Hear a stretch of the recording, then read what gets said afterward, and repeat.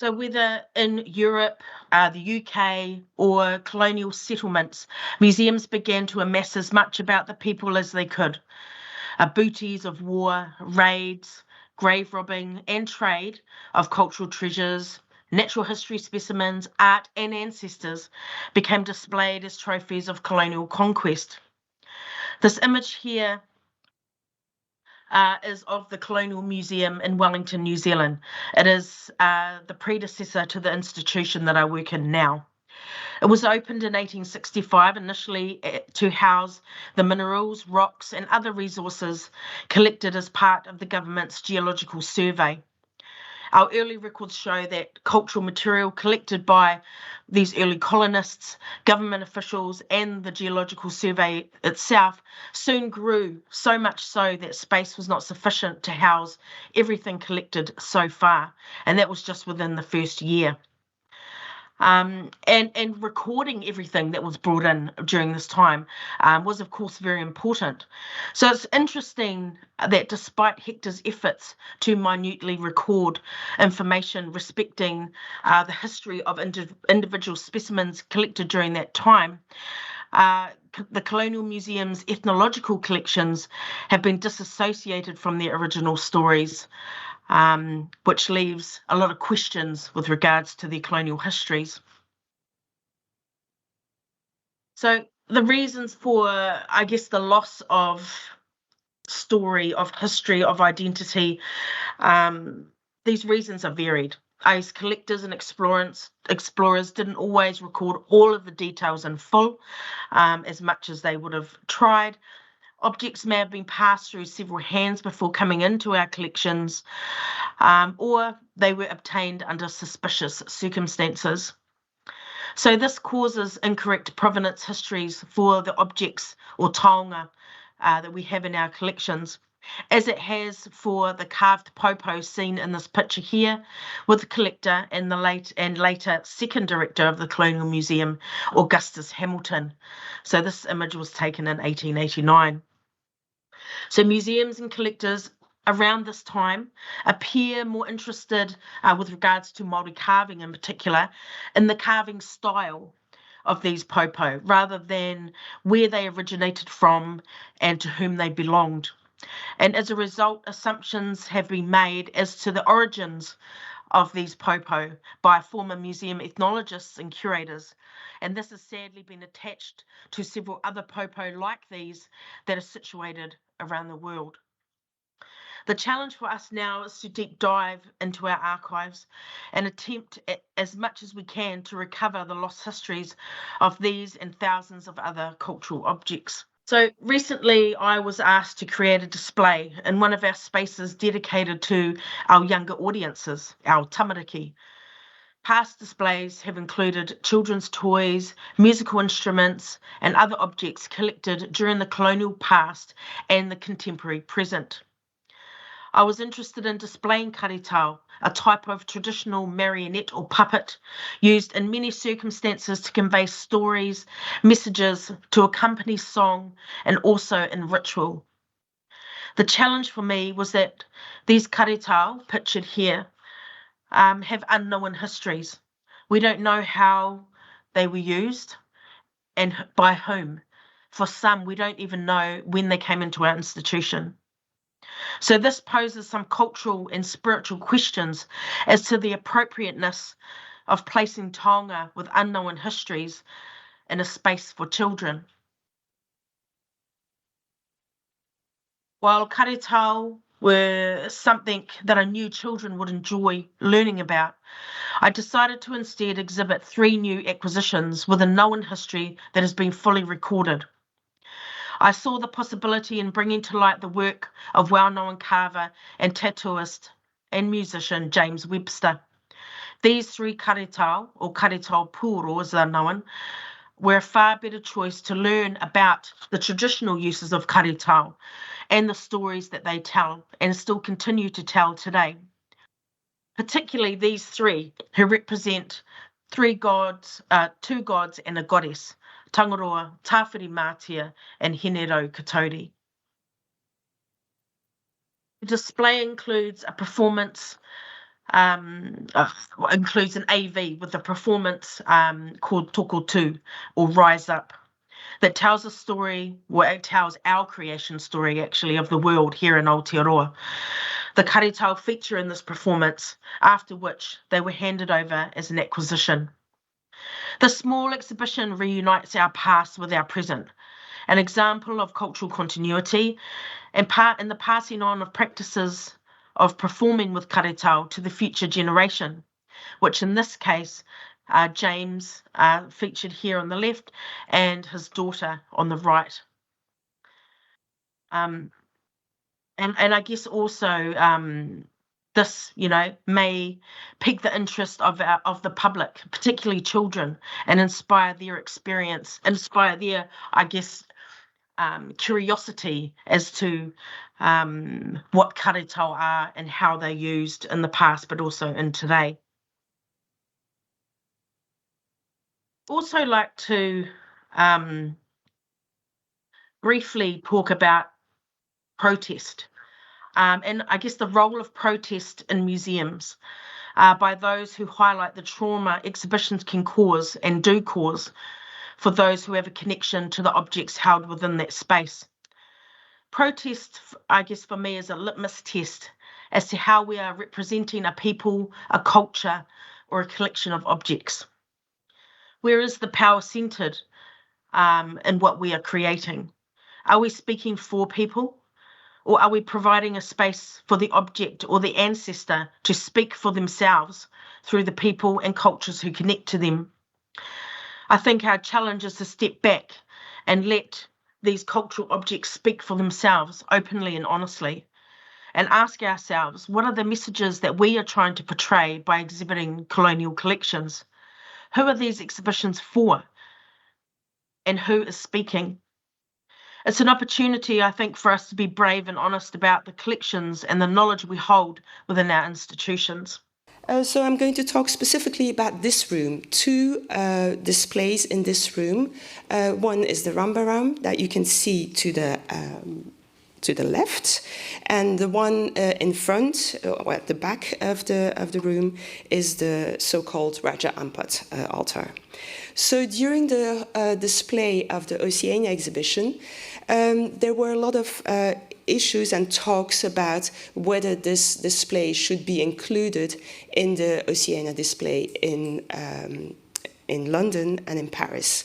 And this came from the advisory board. These discussions and questions came from the advisory board that was mainly composed of Maori, of Samoan people, Hawaiian people.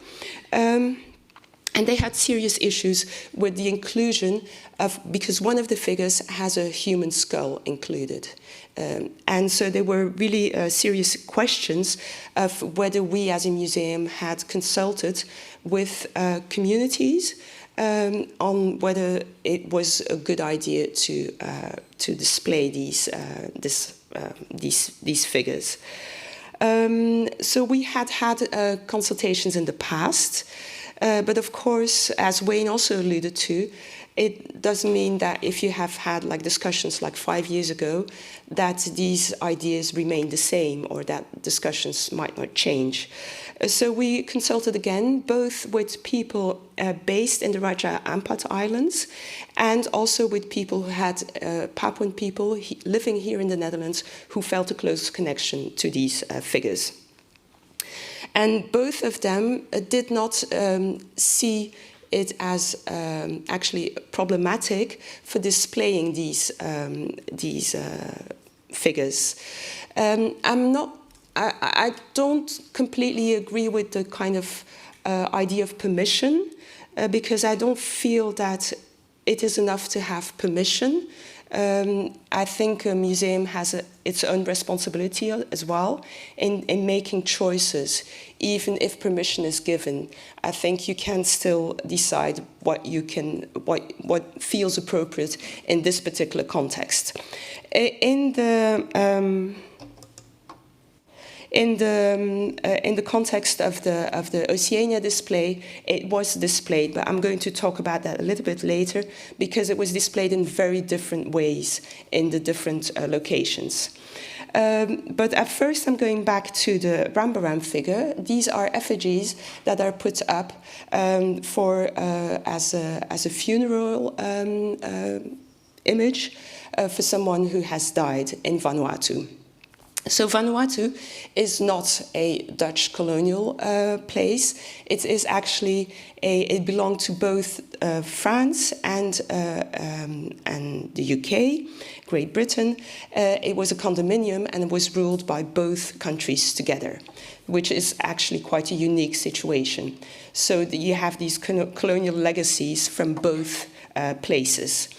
For the display of the Rambaram figure, it incorporates also human remains, probably bones, but definitely also a skull. And it's over-modeled to represent the deceased person.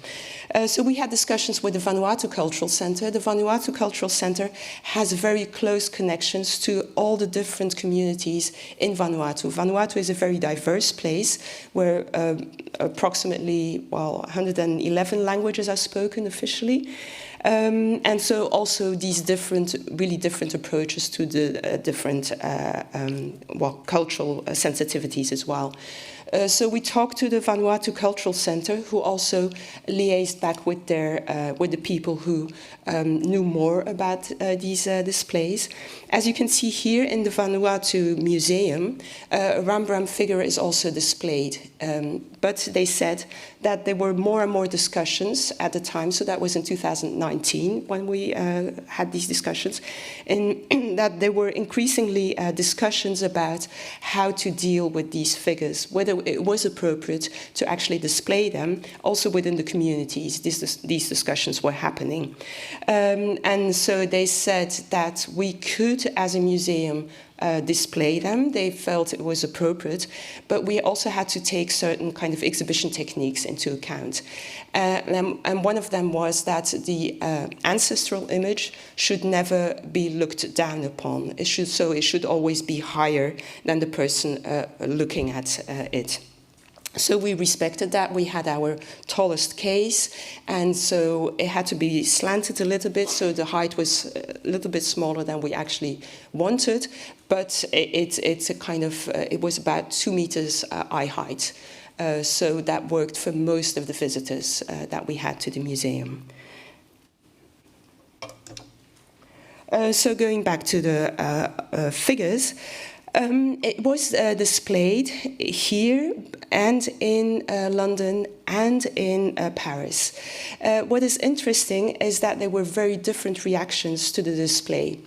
In London, the Maori community felt it was accepted that people of Papuan descent had different views of the display of this ancestral image. But also wanted to make sure and secure that the figures were safe to see by also Maori people. And so they included a wreath that you see here.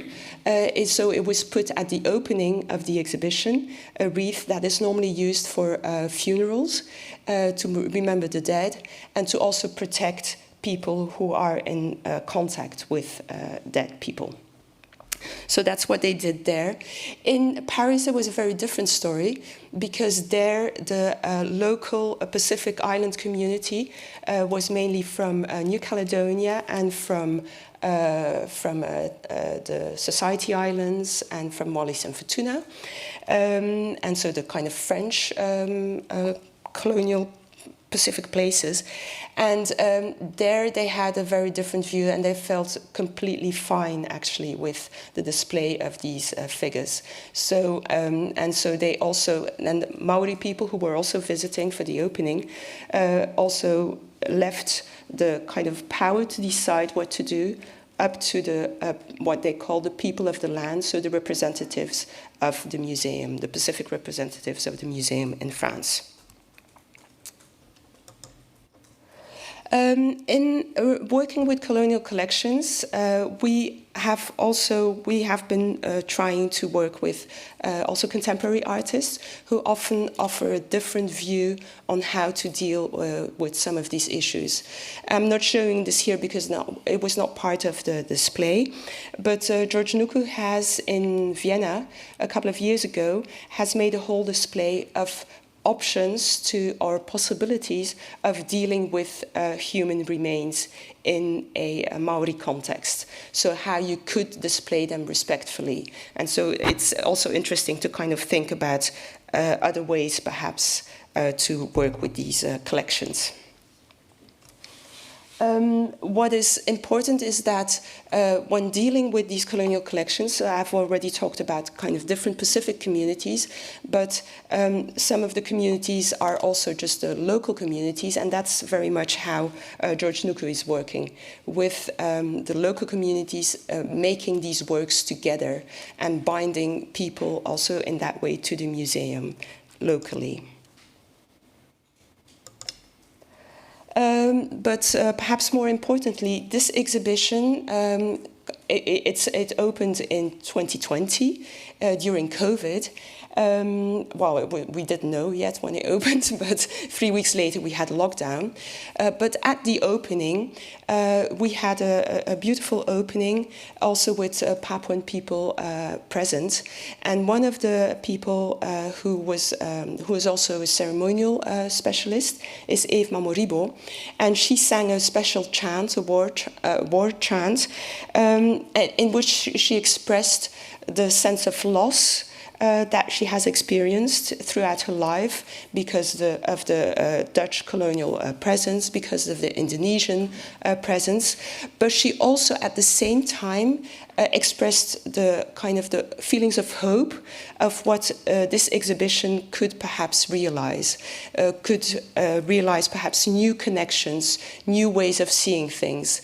And that's, and I think in a way, that's what we kind of worked with, because since we have been trying to organize storage visits, specifically for the Papuan community, and that has been, so far we have had 2 visits and 1 workshop, and this has been a really interesting way to kind of reconnect, and also a very good way to see what people are looking for, what they are expecting, also from us, what kind of responsibility we have and what responsibility we should take as well.